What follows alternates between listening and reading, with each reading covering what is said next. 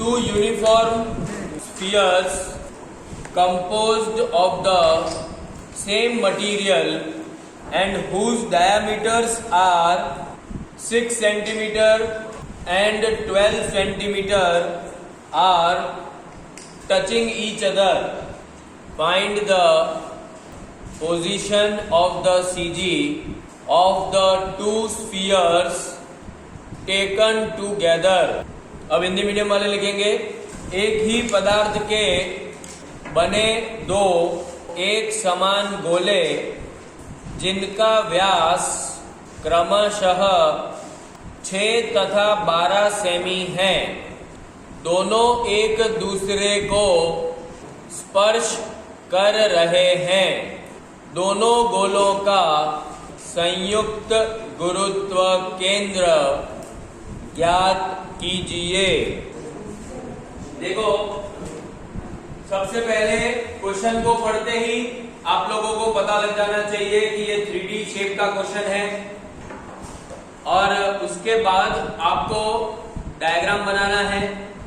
Diagram में स्पष्ट रूप से आपको कह दिया है कि दो स्फीयर हैं और उन दोनों स्फीयर को एक साथ स्पर्श करते हुए बनाना है, जिसमें से एक स्फीयर का व्यास 6 सेमी है और दूसरे स्फीयर का व्यास 12 सेमी। तो ये बहुत ही सरल भाषा है जिसके आधार पर हमने ये दो स्फीयर बनाए हैं और इन दोनों स्फीयर के व्यास भी हमने इसमें लिख दिए। ठीक है, अब आपको इस क्वेश्चन में सेंटर ऑफ ग्रेविटी पूरी बॉडी का, अब ये पूरी एक बॉडी बन गई, ये दोनों स्फीयर मिलकर एक बॉडी बन गई। अब ये जब दोनों मिलकर एक बॉडी बन गई है तो आपको इन दोनों बॉडी का सेंटर ऑफ ग्रेविटी फाइंड करना है, गुरुत्व केंद्र बिंदु ज्ञात करना है, फाइंड करना है। तो हम जो स्टेप्स को फॉलो करते हैं वापस उसको रिपीट करेंगे। सबसे पहले हम क्या करते हैं, हम ये तय करते हैं कि क्या हमें इस क्वेश्चन में x बार फाइंड करना है या y बार फाइंड करना है। तो आप में से मुझे कोई बता सकता है कि इस क्वेश्चन में क्या फाइंड करेंगे? x बार फाइंड करेंगे। ठीक है, तो x बार फाइंड करेंगे। फिर हम तय करेंगे कि यहाँ पर कितने नंबर ऑफ ब्लॉक्स हैं। 2 ब्लॉक है, क्योंकि आकार पहले से बने हुए हैं। हम ब्लॉक तो तब बनाते हैं जब आकार बने हुए ना हो। यहाँ पर तो आकार स्पष्ट दिख रहे हैं, तो आपको इनको ही ब्लॉक मान लेना है। अब आपको फॉर्मूला बनाना है, तो फॉर्मूला क्या बनेगा इसका? x1v1 plus x2v2 upon v1 plus v2। अब आप लोगों को वॉल्यूम और v1 और v2 volume of first and volume of second block.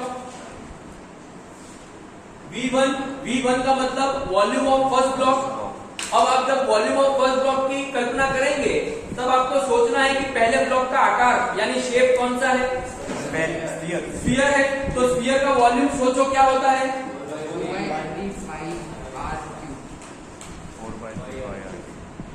4/3 pi are cube. यहाँ पर रेडियस की वैल्यू क्या लेंगे? त्रिज्या की सर 3, क्योंकि डायमीटर 6 दे रखा है तो रेडियस 3 हो जाएगा। अब हम v2 फाइंड करेंगे। v2 का मतलब volume of second block. Second block का शेप देखो, स्फीयर।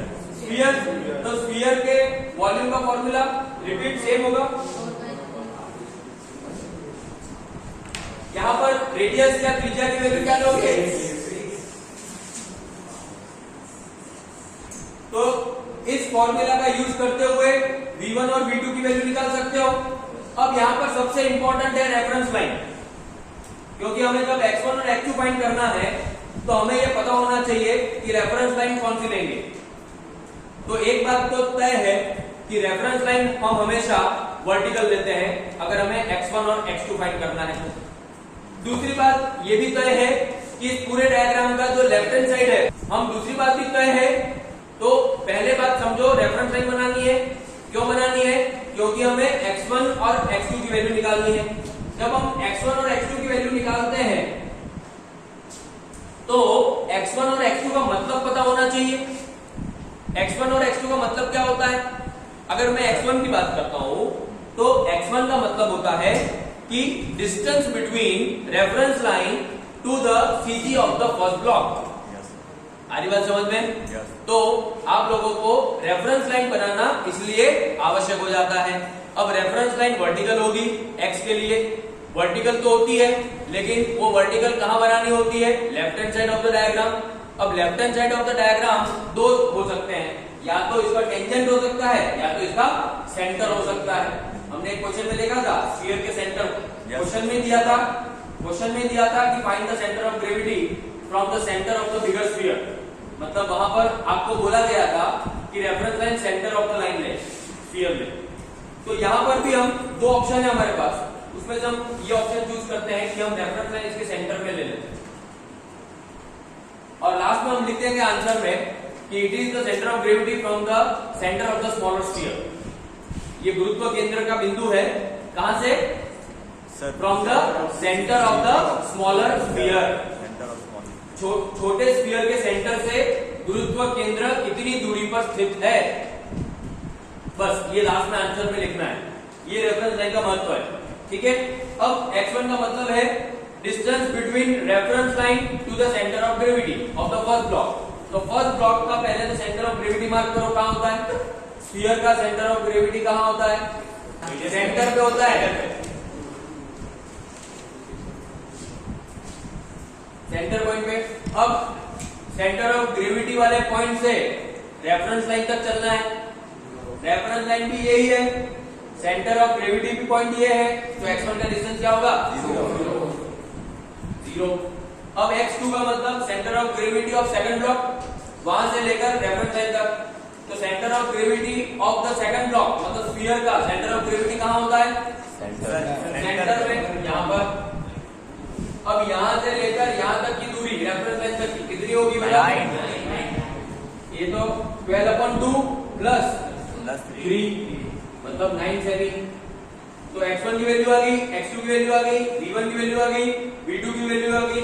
ये सारी वैल्यूज मिलाकर जब आप इस x बार के फॉर्मूला में रखोगे तो यहाँ पर आपको x बार का आंसर मिलेगा।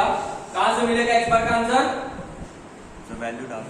From the centre of the smaller sphere. जहां पर भी आप आंसर देखो ना लास्ट में, वहां लिखना है this is the answer from the centre of the smaller sphere, क्योंकि आपने इसको रेफर किया।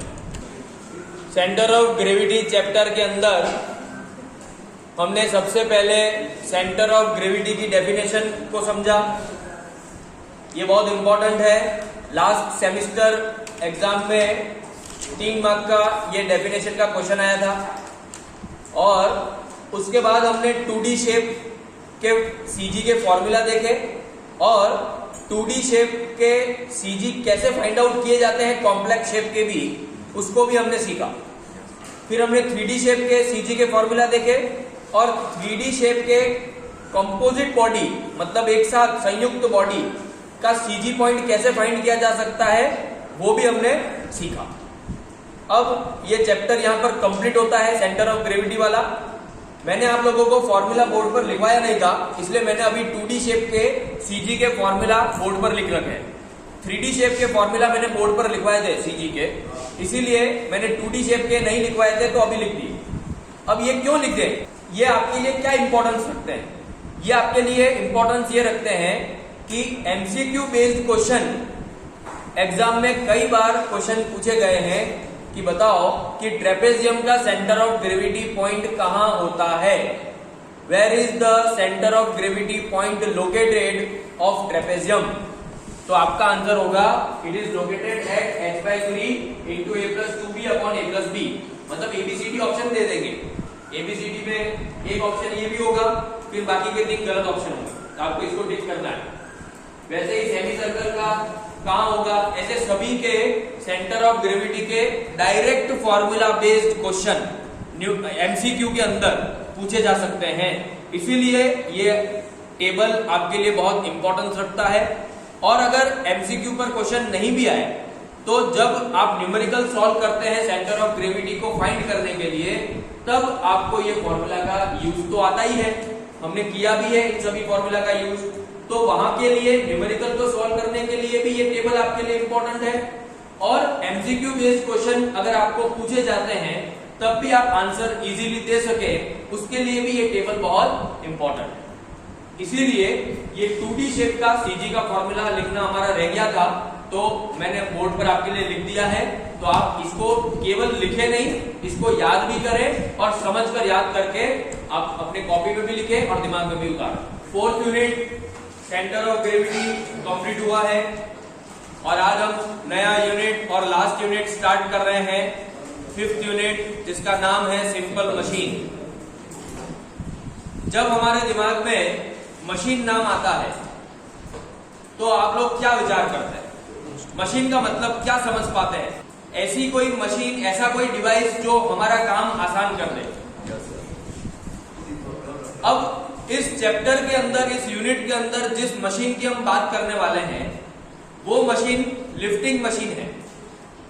और लिफ्टिंग मशीन को अगर हम थोड़ा सा और डिटेल में समझना चाहें तो लिफ्टिंग मशीन का काम होता है किसी भी भारी सामान को, किसी भी भारी भार को उठाने का कार्य जो भी मशीन करती हो, उन मशीन को हम लिफ्टिंग मशीन कहेंगे। तो हमें इस चैप्टर के अंदर, इस यूनिट के अंदर केवल उन्हीं मशीनों के बारे में पढ़ना है जो मशीन भारी सामान को, भारी भार को उठाकर एक जगह से दूसरी जगह रखती हो, या केवल यही समझ लो कि उठाने का कार्य करती हो, बस लिफ्ट करती हो। लिफ्टिंग मशीन का मतलब भार को लिफ्ट करने का काम करे।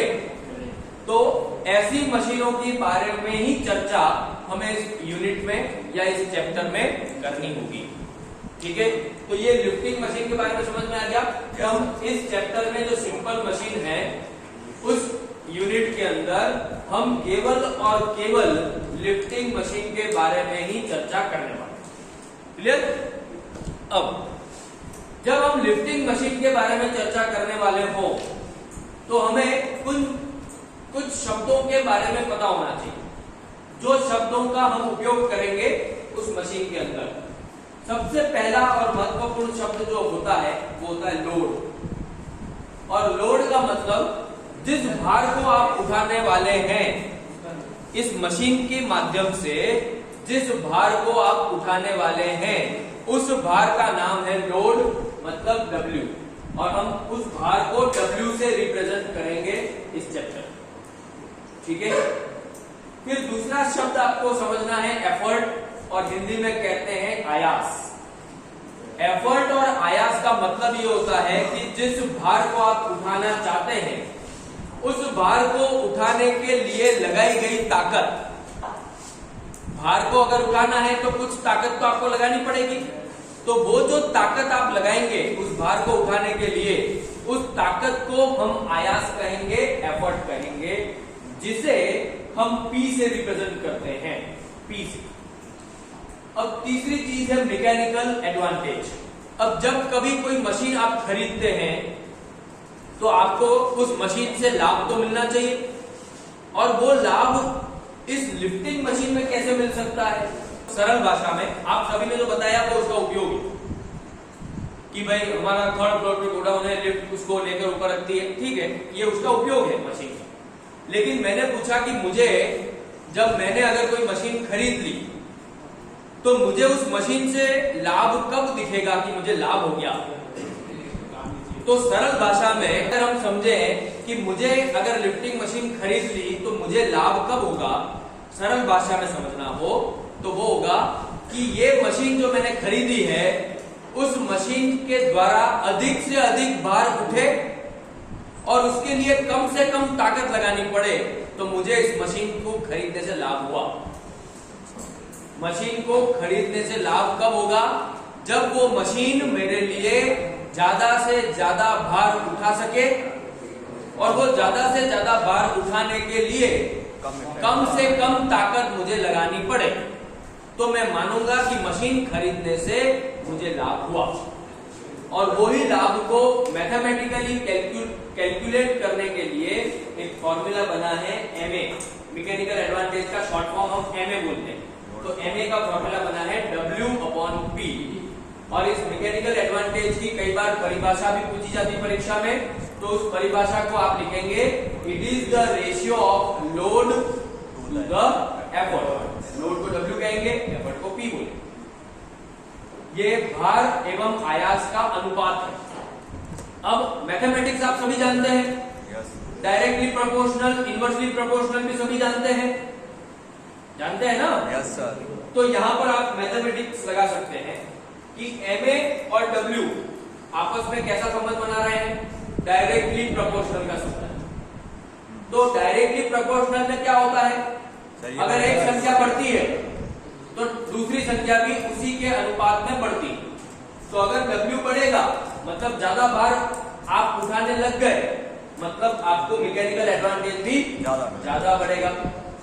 अब MA और P के बीच में इनवर्सली प्रोपोर्शनल का संबंध नजर आ रहा है। मतलब अगर P मेरा कम से कम लगा तो MA क्या होगा? अच्छा, ज्यादा हो। मेरे लिए ज्यादा हो गया। MA मतलब लाभ है, तो मेरा P कम लगा तो MA ज्यादा हो गया। W ज्यादा लगा तो MA ज्यादा हो गया। तो इसका मतलब जो अभी मैंने समझाया वही है कि मेरे मशीन में मैंने जब मशीन को खरीदा तो मेरे लिए जब लाभ कब माना जाएगा? लाभ तब माना जाएगा, एडवांटेज तब माना जाएगा जब मेरी मशीन की मदद से मैं ज्यादा से ज्यादा भार को उठा सकूं, और उस ज्यादा से ज्यादा भार को उठाने के लिए मैं कम से कम ताकत लगाऊं। तो मेरे लिए ये लाभ कहलाएगा मशीन खरीदने का।